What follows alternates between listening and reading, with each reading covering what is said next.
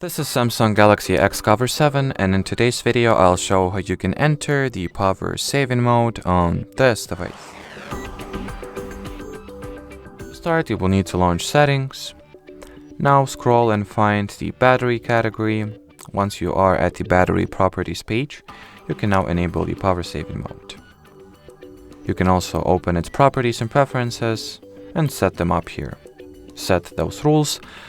So here are the power saving options. So by enabling the toggle in front of the option, you are making it so that once the power saving mode is enabled, those measures will be taken. So once you will enter the power saving mode or enable the battery saver feature, your CPU will be limited or not limited to 70%, your screen brightness will be decreased or not by 10%, 5G network will be either enabled or ignored, and limit apps and home screen option is also here.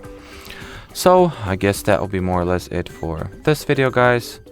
So thanks for watching, thanks for your attention, and bye bye.